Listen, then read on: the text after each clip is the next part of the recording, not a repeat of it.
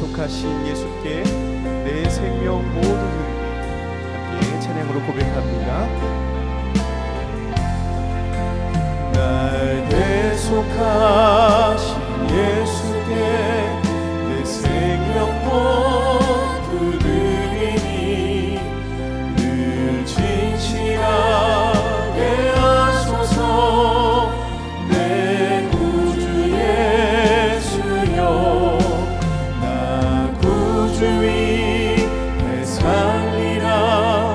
내 기쁨 한량 없으니 내 갈 길이 도와소서. 내 구주 예수여 날 구원하신 예수를 일평생 의지하오니 날 영접하여 주소서.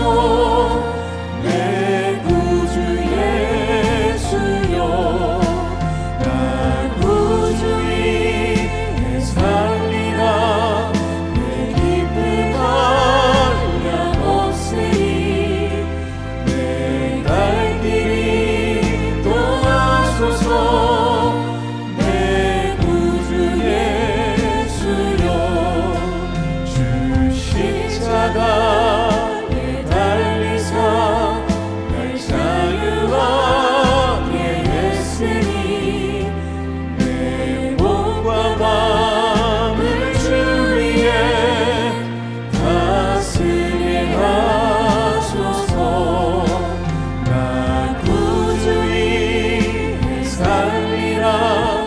내 기쁨 한량 없으니 내 갈 길이 도와소서.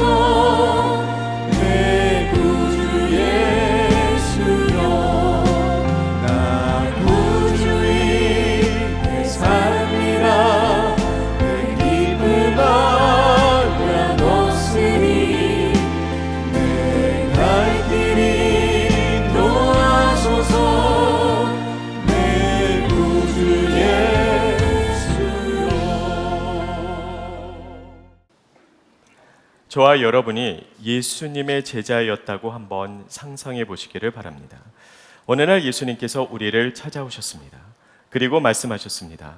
너는 나를 따르라.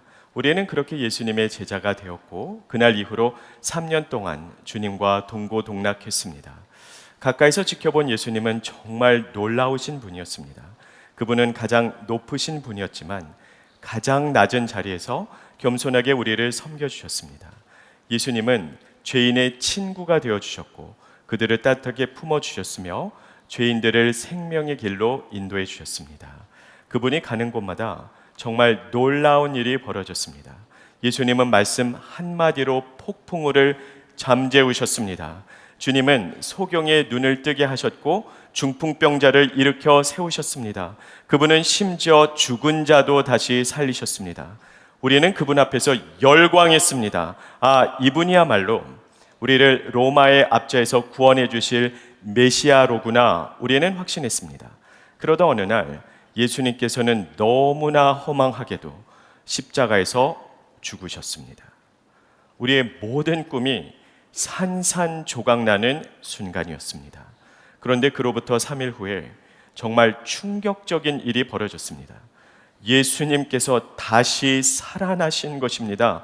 사망 권세까지 깨뜨리시는 주님을 보고 우리는 예수님의 하나님 되심을 인정하지 않을 수가 없었습니다.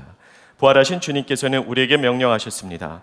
너희는 가서 모든 족속으로 제자를 삼으라. 천하 만민에게 복음을 전파하라. 이제 성령을 받은 후로 우리는 세상으로 달려나가서 그리스도 예수를 증거해야 됩니다. 자, 그렇다면 여러분도 한번 상상해 보시길 바랍니다. 지금 여러분 앞에 수천 명의 사람들이 있습니다. 예수님을 알지 못하는 사람들에게 예수님을 증거해야 된다면 여러분은 뭐라고 하시겠습니까? 그동안 내가 직접 보고 듣고 경험한 그 예수님을 단 한마디로 소개를 해야 된다면 여러분은 무엇이라고 말씀하시겠습니까? 한번 곰곰이 생각해 보시기를 바랍니다. 초대교회의 사도들과 성도들은 다음과 같은 메시지를 외쳤습니다. 예수님이 주님이시다. Jesus is the Lord. 예수님의 우리의 삶의 주인 되심을 선포한 것입니다. 오늘날 우리가 듣기에는 굉장히 평범한 메시지처럼 들릴지는 모르겠지만 그 시대에는 가히 혁명적인 선언이었습니다. 그 이유가 무엇일까요? 로마 제국에서 살아가고 있었던 사람들에게 가장 대표적인 고백이 무엇이었죠? Caesar is Lord. 로마의 황제였던 시저가 우리의 주인이시다가 가장 대표적인 고백입니다. 로마 황제의 통치 아래에서, 로마 황제의 주권 아래에서 살고 있음을 그들은 고백했던 것이죠. 그런데 그 시대에 예수님이 주님이시다라고 외치는 것은 로마 제국에 대한 정면 도전입니다.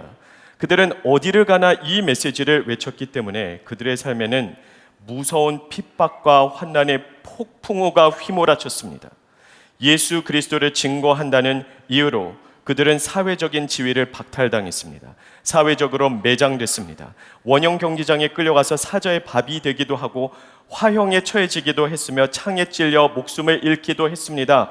그러나 그들은 목숨을 내어 걸고 그리스도 예수의 주인 되심을 외쳤습니다. 수많은 순교자들의 피가 흘렀고 그 순교자의 피가 씨앗이 되어서 교회는 더 부흥하고 더 성장하며 더 확장했습니다. 그들은 어디로 가든지 그리스도 예수의 복음의 메시지를 선포했고 그들이 가는 곳마다 어둠의 세력이 물러났으며 역사의 지평이 뒤흔들리고 하나님 나라가 능력 있게 확장되었으며 그들은 삶으로 하나님의 나라를 보여주었습니다. 그리고 마침내 그들은 복음의 능력으로 로마 제국을 뒤집어 엎어버렸습니다. 그로부터 세월은 흘러 지나가고 2000년이 더 넘는 시간이 지난 오늘 현대교회는 어떻습니까? 오늘날의 수많은 교회는 너무나 심하게 변질되었습니다. 심각하게 병에 들여 있습니다. 너무나도 무기력합니다. 교회가 이렇게 많은데 교회로 인하여 세상은커녕 지역 사회도 변화되지 않습니다. 지역 사회까지 갈 곳도 없죠. 우리가 속해 있는 직장과 학교와 가정도 변하지 않습니다. 심지어는 개인적으로 생각을 해볼 때 내가 예수님을 영접한 후에 나의 삶에 어떤 근본적인 변화가 있었는가라는 간단한 질문에도 쉽게 답하지 못하는 그리스도인들이 차고도 넘쳐납니다. 그래서 세상은 우리를 향해 손가락질을 합니다. 우리가 비난을 받는 이유가 무엇일까요? 비난을 받는 이유를 단 하나로 요약을 한다면 다음과 같습니다. 그리스도인들이 그리스도를 전혀 닮지 않았기 때문입니다.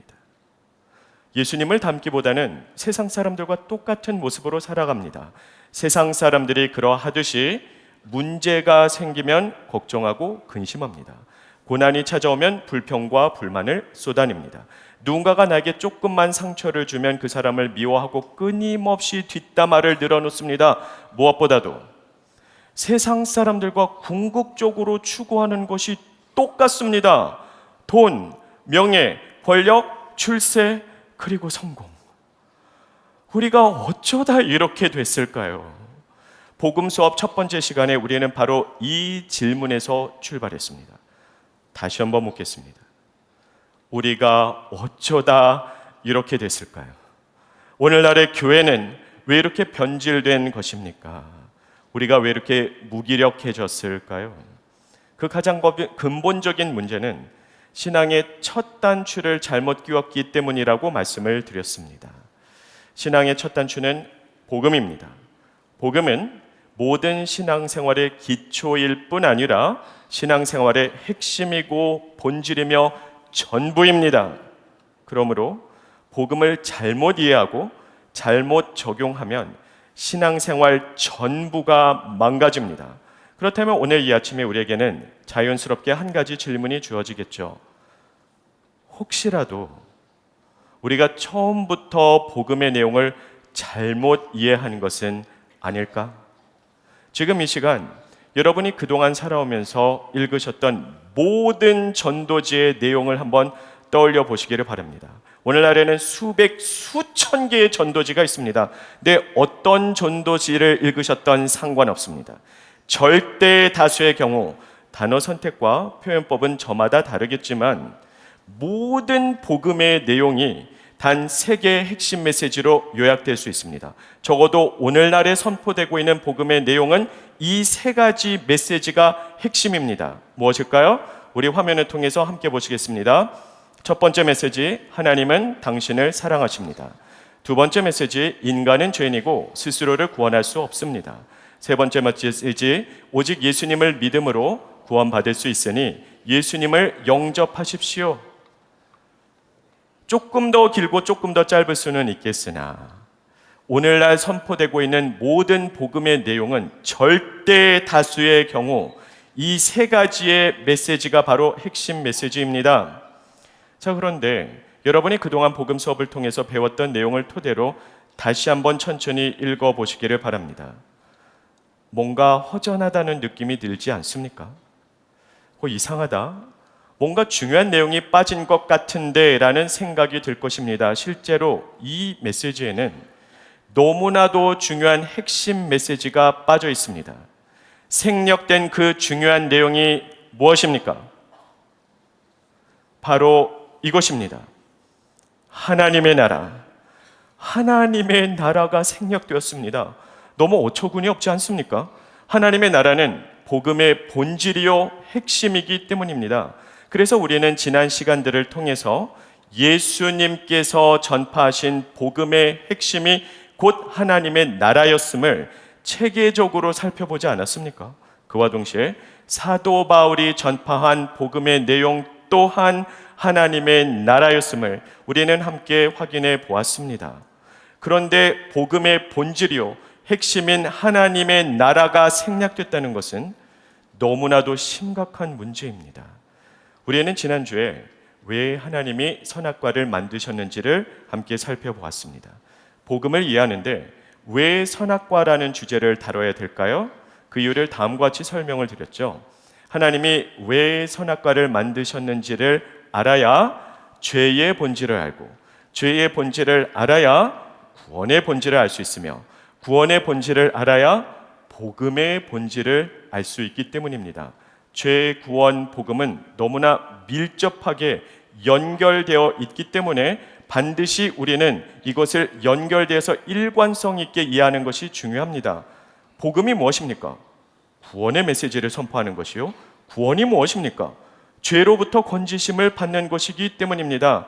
이것은 마치 내가 중한 병을 앓고 있는데 내가 앓고 있는 병이 무엇인지에 대한 정확한 진단이 있어야 정확한 처방이 있고, 정확한 처방이 있어야 정확한 치료가 있는 것과 같은 이치입니다.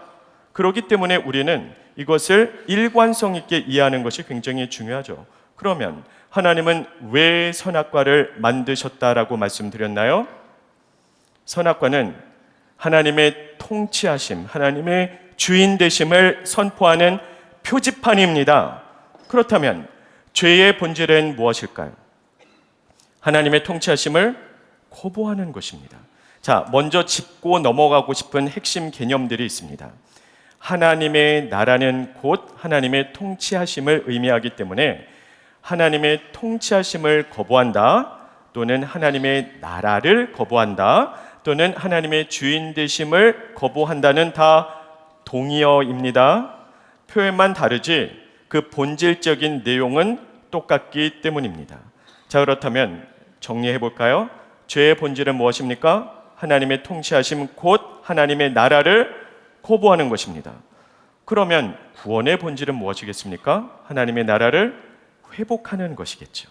그러면 복음의 본질은 무엇이죠? 하나님의 나라를 선포하는 것입니다.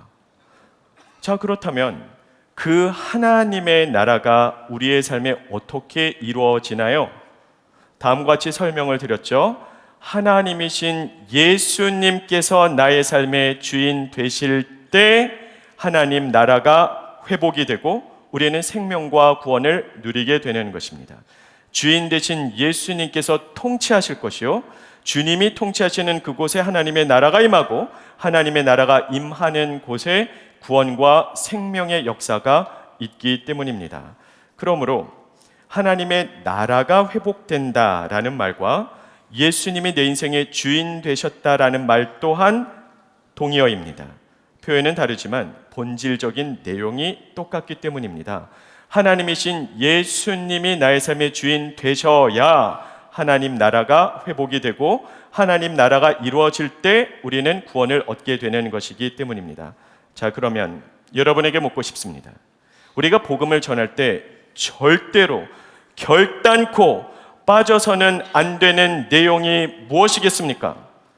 그리스도 예수의 주인 되심이 반드시 선포돼야 되겠죠. 예수님이 주인 되실 때 하나님 나라가 회복되기 때문입니다. 그래서 초대교회 사도들과 성도들은 예수님의 주님 되심을 목숨 걸고 외쳤던 겁니다. Jesus is the Lord. 예수님의 주인 되심이 바로 복음의 본질이고 핵심이기 때문입니다. 이 메시지가 빠지면 결단코 안 됩니다. 자, 그렇다면 오늘날 우리에게 선포되는, 우리에게 익숙한 오늘날의 복음의 메시지 다시 한번 보시겠습니까? 이 메시지 가운데 그리스도 예수의 주님 되심이 어디에서 설명되고 있는지를 한번 찾아주시면 감사하겠습니다. 1번, 하나님은 당신을 사랑하십니다. 2번, 인간은 죄인이고 스스로를 구원할 수 없습니다. 3번, 오직 예수님을 믿음으로 구원받을 수 있으니 예수님을 영접하십시오. 예수님의 주인 되심이 어디에 설명되고 있죠? 그 어디에도 없습니다. 눈을 씻고 찾아봐도 찾을 수가 없습니다. 복음의 본질이요, 핵심인 하나님의 나라, 곧 그리스도 예수의 주인 되심이 오늘날 복음 제시에서 증발해 버렸습니다. 이건 너무나도 심각한 문제이죠. 핵심이 빠져버렸기 때문입니다. 자, 다음의 상황을 한번 상상해 보시기를 바랍니다. 지금 여러분 앞에 아주 고급 외제차가 있습니다. 여러분께 그 차를 드리겠습니다. 심지어 이 차는 풀옵션입니다. 있을 것 다 있어요. 근데 딱 하나가 빠졌는데 엔진이 없습니다. 그러면 이 차가 차로서의 기능을 다할 수 있겠습니까? 불가능하죠. 엔진은 차의 핵심이기 때문입니다. 마찬가지로 만일에 복음에서 복음의 본질이요 핵심이 빠져 있다면 그 복음에 생명의 능력이 있겠습니까? 복음이 복음으로서의 기능을 다할 수 있을까요? 여러분이 한번 답해 보시기를 바랍니다.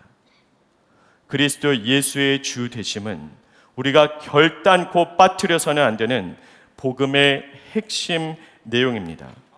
물론 우리가 결신 기도를 인도할 때는 무엇이라고 고백하게 이끌어주죠? 예수님을 나의 삶의 구원자와 주님으로 영접합니다. 결신 기도할 때에서야 주님이라는 단어를 살짝 끼워 넣기는 합니다. 그러나 치명적인 문제는 정작 복음을 설명해 줄 때 그리스도 예수의 주님 되심을 언급조차도 하지 않았기 때문에 비신자들은 예수님을 믿는다는 것은 곧 인생의 주인이 바뀐다는 것조차 이해하지 못했습니다. 이해하지 못했기 때문에 올바르게 결단도 못했죠. 결단이 서지 않은 상태에서 그냥 앵무새처럼 이 말을 따라하세요라고 따라하는데 주님이라는 단어 하나만 살짝 끼워 넣었다고 정말 그곳에 구원의 능력이 임할 것이라고 생각하십니까? 우리는 예수님께 나아갈 때에, 그리고 예수님을 영접하기 전에 그 예수님이 누구인지를 정확하게 알아야 됩니다. 그리고 예수님을 영접한 후에 그리스도 예수와 어떤 관계 안에서 살아가야 되는지를 이해하고 결단하여 예수님을 영접해야 되는 것입니다. 그러면 우리가 영접하는 예수님은 누구이십니까? 우리가 결신 기도를 할 때 두 가지 단어를 사용하죠. 구원자와 주님으로 예수님을 영접합니다.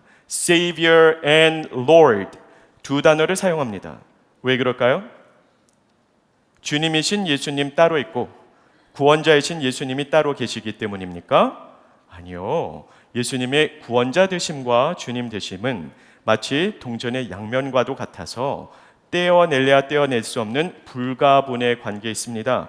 주님 되신 예수님이 곧 구원자 되신 예수님이요, 구원자이신 예수님이 곧 주님 되시는 예수님이시기 때문입니다. 그런데 오늘날 우리가 두 단어를 사용하다 보니 오늘날 수많은 사람들이 착각합니다. 마치 이것을 분리해서 생각할 수 있는 개념이라고 잘못 생각합니다. 그래서 실제로 오늘날 수많은 성도들은 구원자이신 예수님은 좋아합니다. 근데 주님이신 예수님은 싫다는 거예요. 구원자이신 예수님은 나에게 구원을, 생명을, 혜택을 주시잖아요. 반면에 주님이신 예수님은 자꾸 우리를 향해 명령을 하신단 말이죠. 그래서 나는 주님이신 예수님은 별로 달갑지 않고 예수님을 나의 삶의 구원자로만 영접하겠습니다라고 하는 성도들이 실제로 많이 있습니다. 이게 가능하리라 생각하세요? 불가능합니다. 말씀드린 대로 주님이신 예수님이 곧 구원자이신 예수님이시고 이것은 불가분의 관계이기 때문에 예수님을 구원자로만 영접하겠다는 것은 지극히 비성서적일 뿐 아니라 실제로 불가능합니다. 예수님은 우리의 삶의 구원자이자 주님 되시기 때문입니다.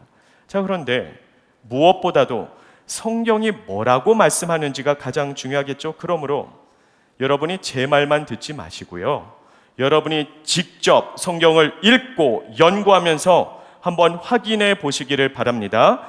성경은 반드시 구원, 영생 그리고 복음에 관해서 예수님을 소개할 때는 거의 대부분의 경우 구원자로 소개하지 않습니다. 전적으로 예수님의 주님 되심을 강조할 때가 참으로 많이 있습니다. 예수님이 구원자가 아니라는 뜻이 아니라 성경의 강조점은 그리스도 예수의 주인 되심에 있다는 점을 여러분에게 말씀드리는 것입니다. 실제로 우리가 빌립보서 3장 20절에 보면은 주님과 구원자가 동의어라는 사실을 우리에게 정확하게 설명해 줍니다. 빌립보서 3장 20절, 우리 다 같이 한 목소리로 읽어볼까요? 그러나 우리의 시민권은 하늘에 있는지라 거기로부터 구원하는 자 곧 주 예수 그리스도를 기다리노니. 예수님을 구원자로 소개하는데 그분이 누구시냐? 곧 주 예수님이시다. 구원자와 주님이 온전히 동의어라는 사실을 우리에게 가르쳐 주죠. 그러나 정작 구원에 대해서, 영생에 대해서, 복음에 대해서 얘기할 때는 성경은 거의 전적으로 그리스도 예수의 주인 되심을 우리에게 강조하고 있습니다. 여러분도 성경을 읽으면서 성경의 액센트가 어디에 떨어지는지, 무엇을 강조하고 있는지, 어디에 초점을 맞추고 있는지를 직접 한번 확인해 보시기를 바랍니다. 자, 지금부터 우리가 여러 개의 성경 구절을 함께 살펴볼 텐데요, 여러분이 주라는 단어를 보실 때마다 조금 더 큰 목소리로 읽어주시면 대단히 감사하겠습니다. 먼저 오늘의 본문 말씀인 사도행전 16장 31절 말씀 함께 읽겠습니다. 이르되 주 예수를 믿으라. 그리하면 너와 네 집이 구원을 받으리라 하고. 구체적인 어떤 상황에서 선포된 메시지이죠? 빌립보 감옥의 간수가 바울과 실라 앞에 엎드러져 벌벌 떨면서 묻습니다. 선생님들이여, 내가 어찌하여야 영생을 얻을 수 있겠습니까? 바울이 답합니다. 주 예수를 믿으라. 그리하면 너와 네 집이 구원을 받으리라.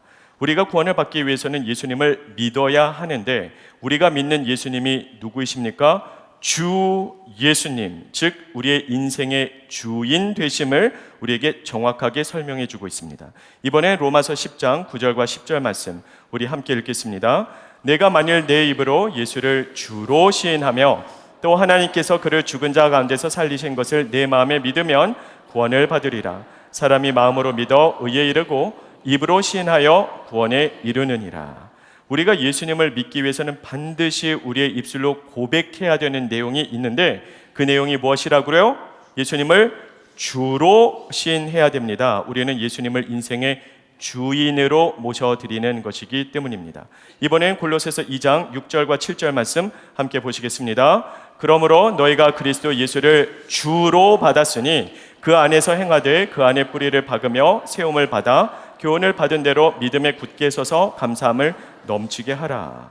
이 구절은 우리의 신앙생활의 본질이 무엇인지를 아주 간단 명료하게 설명해 주고 있습니다. 신앙생활이란 무엇인가? 그리스도 예수 안에 뿌리를 내리고 예수 안에 세움을 받아서 예수 안에서 감사함을 넘치게 하는 것이다. 그런데 이 모든 여정이 어디서부터 시작이 되었죠? 그리스도 예수를 주로 받은 순간부터 비로소 신앙생활이 시작된다는 겁니다. 다른 말로 하자면 예수님이 내 삶의 주인 되시지 않으면 신앙생활을 시작조차 할 수 없다는 것이죠. 이번엔 베드로전서 3장 15절 말씀 우리 함께 읽겠습니다. 너희 마음에 그리스도를 주로 삼아 거룩하게 하고 너희 속에 있는 소망에 관한 이유를 묻는 자에게는 대답할 것을 항상 준비하되 온유와 두려움으로 하고. 자, 이 말씀은 선교사적인 삶에 대해서 말할 때마다 우리가 빠짐없이 인용하는 중요한 구절이죠. 비신자들이 참된 그리스도인들의 삶을 보면 깜짝 놀랄 수밖에 없습니다. 진정한 그리스도인의 삶은 달라도 너무나 다르기 때문이죠. 분명히 슬퍼할 수밖에 없는 상황인데 기뻐합니다. 불평할 수밖에 없는 상황인데 감사합니다. 누군가가 나에게 심한 상처를 주어서 미워할 수밖에는 없는데 그 사람을 용서하고 사랑합니다. 그래서 언젠가는 그들이 물어볼 수밖에는 없게 되었다는 겁니다. 당신 안에 있는 소망이 도대체 무엇이기에 당신은 이렇게 다르게 살아가는 것입니까? 그때 말해주라는 겁니다. 뭐라고? 인생의 주인이 바뀌었다고. 언제부터 우리가 그 소망을 갖게 되었을까요? 너희 마음에 그리스도를 주로 삼았던 그 순간부터 우리의 삶에 참된 소망이 있고 주인이 바뀌면 모든 것이 달라질 수밖에 없습니다. 주인이 바뀌었기 때문에 우리의 가치관, 세계관, 인생관이 송두리째 변화될 수밖에 없다는 것이죠. 자, 이번에는 고린도전서 12장 3절 말씀 함께 읽겠습니다. 그러므로 내가 너에게 알리노니 하나님의 영으로 말하는 자는 누구든지 예수를 저주할 자라 하지 아니하고 또 성령으로 아니하고는 누구든지 예수를 주시라 할 수 없느니라. 우리가 어떻게 예수님을 믿게 되었을까요? 성령의 역사를 통해서 가능케 되기 때문입니다. 성령의 역사를 통해 우리는 회개하게 되고 성령의 역사를 통해 예수님을 믿게 됩니다. 근데 성령의 역사가 임하는 그 순간 우리가 반드시 고백해야 되는 내용이 있는데 그것이 무엇이라고요? 예수를 주라고 우리는 고백하게 되어 있다는 것이죠. 이번에는 고린도 후서 4장 5절 말씀 함께 읽겠습니다. 우리는 우리를 전파하는 것이 아니라 오직 그리스도 예수의 주 되신 것과 또 예수를 위하여 우리가 너희의 종된 것을 전파함이라. 사도 바울이 자기의 삶을 돌아보면서 그가 그동안 전파했던 모든 복음의 내용을 딱 한마디로 요약합니다. 복음의 본질, 복음의 핵심 무엇이라고요? 그리스도 예수의 주 되심을 선포했다는 겁니다. 그것이 복음의 본질이기 때문입니다. 그래서 초대교회 성도들과 사도들도 그리스도 예수의 주 되심을 선포하지 않았습니까? Jesus is the Lord. 여기에 복음의 핵심이 담겨 있기 때문입니다. 여러분이 바울 서신을 읽어보면 끊임없이 지속적으로 반복되는 표현이 있습니다. 바울 서신에 가장 많이 반복되는 표현이 무엇입니까? 그리스도 예수 안에서 또는 주 안에서. 이 표현이 가장 많이 반복이 돼요.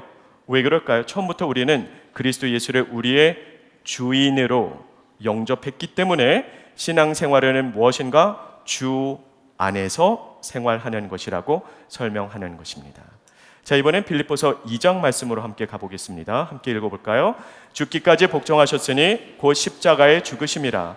이러므로 하나님이 그를 지극히 높여 모든 이름 위에 뛰어난 이름을 주사 하늘에 있는 자들과 땅에 있는 자들과 땅 아래에 있는 자들로 모든 무릎을 예수의 이름에 꿇게 하시고 모든 입으로 예수 그리스도를 주라 하시나요 하나님 아버지께 영광을 돌리게 하셨느니라.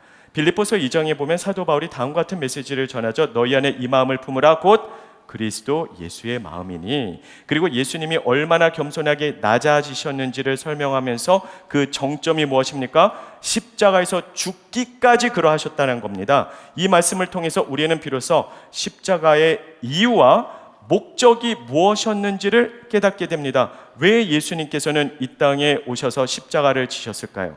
십자가에서 죽으셨는데 그로 말미암아 하나님께서 어떤 일을 이루셨는지를 방금 읽은 구절에서 설명해 주고 있지 않습니까? 이러므로 하나님께서 그를 지극히 높여 모든 이름 위에 뛰어난 이름을 주사 하늘에 있는 자들과 땅에 있는 자들과 땅 아래에 있는 자들로 모든 무릎을 예수의 이름 앞에 꿇게 하시고 모든 입으로 예수를 무엇이라 시인하여? 주라 시인하여 하나님 아버지께 영광을 돌리게 하셨느니라. 그렇다면 예수님은 왜 이 땅에 오셔서 십자가를 지셨습니까? 한마디로 다시 우리의 주인 되어 주시기 위해서입니다. 죄의 본질이 무엇이죠? 하나님의 통치하심을, 하나님의 주인 되심을 거부하는 거예요.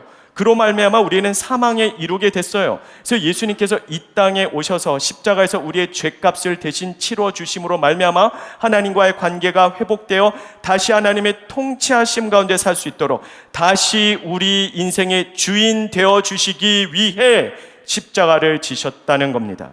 하나님의 통치하심, 하나님의 나라가 회복될 때, 예수님이 나의 삶의 주인 되실 때 죽음에서 생명으로 우리는 옮겨갈 수 있기 때문입니다. 자, 이제 마지막으로 성경의 마지막 구절인 요한계시록 22장 20절과 21절 말씀, 우리 다 같이 한 목소리로 읽겠습니다. 이것들을 증언하신 이가 이르시되 내가 진실로 속히 오리라 하시거늘 아멘. 주 예수여 오시옵소서. 주 예수의 은혜가 모든 자들에게 있을지어다. 아멘. 그리스도인들은 누구입니까? 그리스도 예수를 선포하며 살아가는 사람들입니다. 그리고 다시 오실 예수님을 기다리는 사람인데요, 다시 오실 그분이 도대체 누구입니까? 주 예수 그리스도라는 겁니다. 우리는 다시 오실 주인을 기다리면서 살아가는 사람이라는 것이죠. 이와 같이 성경은 처음부터 끝까지 하나님의 나라와 그 나라의 주인공 되시는 그리스도 예수의 주 되심을 우리에게 선포해주고 있습니다. 그렇다면 성경은 이렇게 전적으로 구원에 관해서 예수님을 소개할 때는 예수님의 주 되심을 설명하는데 왜 우리는 구원자 그리고 주님이라는 두 단어를 사용할까요? 이유는 간단합니다. 예수님을 나의 삶의 주인으로 모셔드리면 구원이 임하기 때문이죠.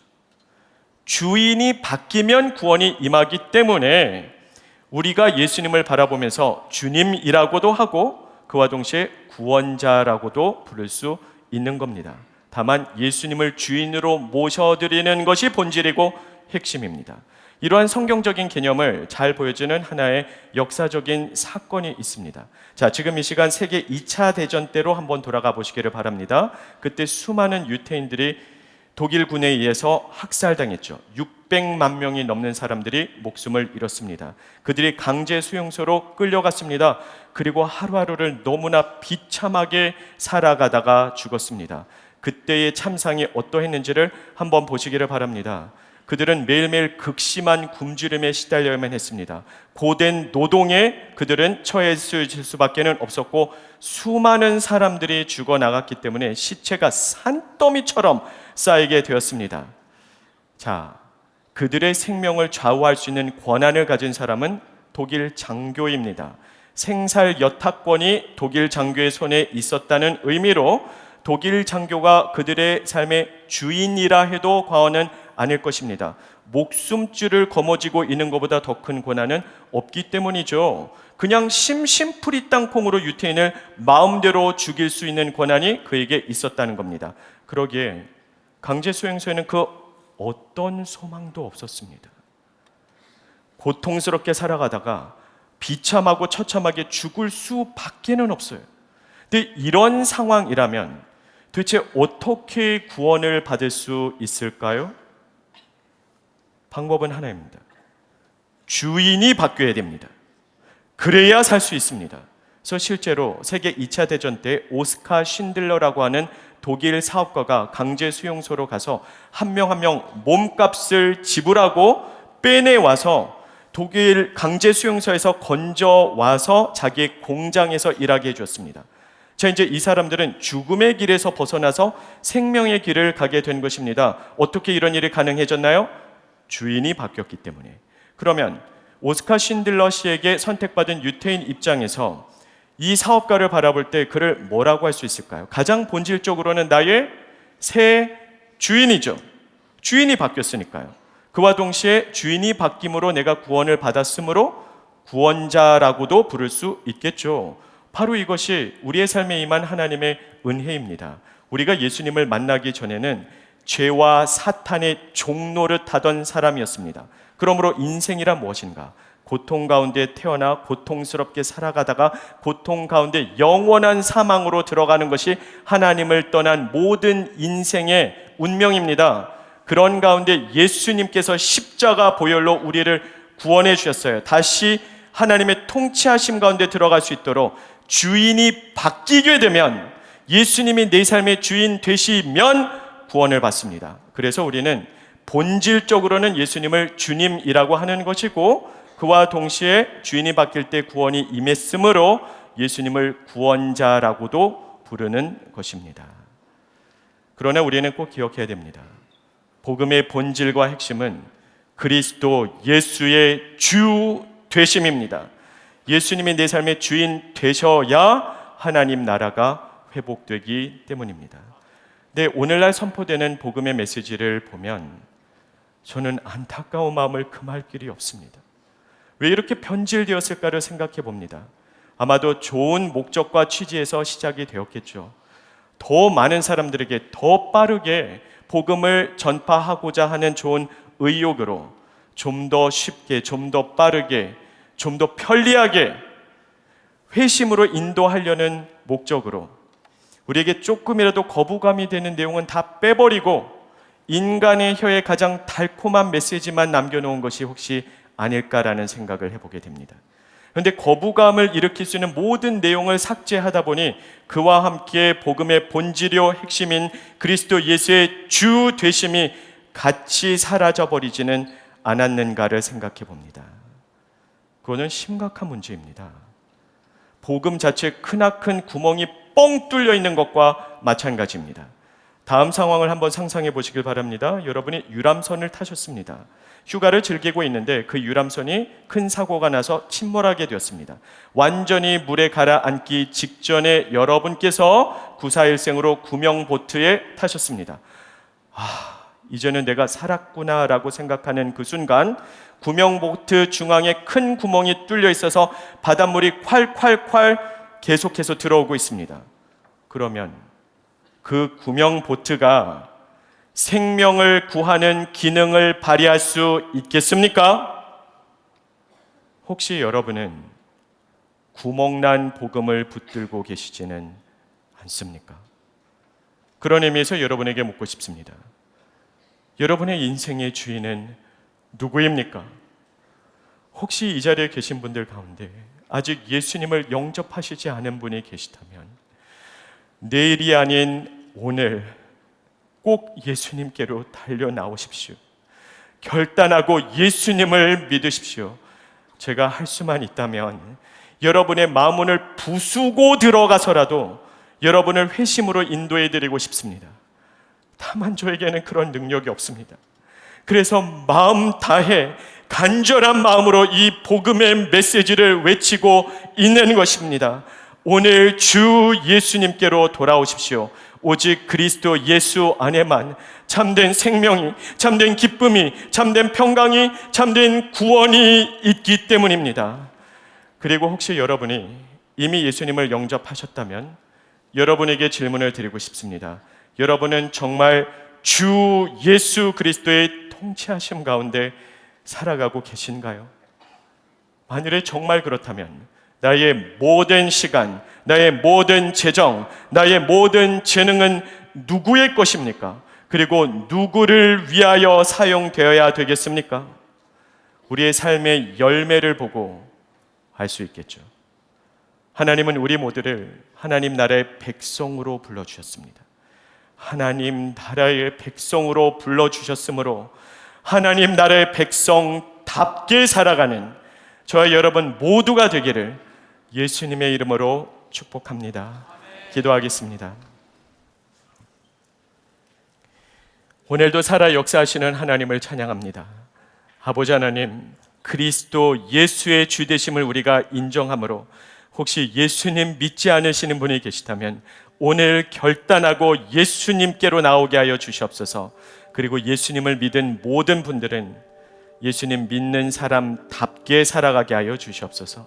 감사하며 예수님 이름으로 기도합니다. 아멘. 우리 다 함께 자리에서 일어나셔서 받은 말씀을 붙들고 이렇게 찬양으로 고백하며 나아가시겠습니다.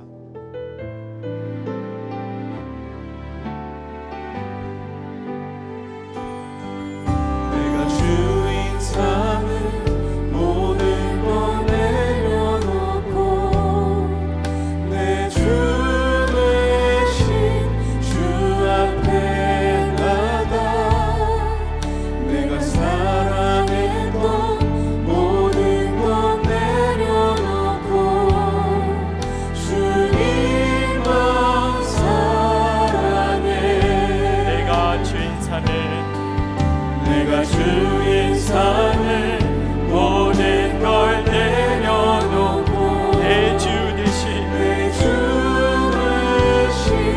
주 앞에 나가 내가 사랑했던 모든 걸 내려놓고 주님만 사랑해.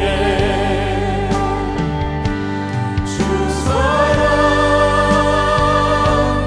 거친 풍랑에도 깊은 바람처럼 나를 잠잠케 해. 주 사랑 내 영혼의 반석 그 사랑 위에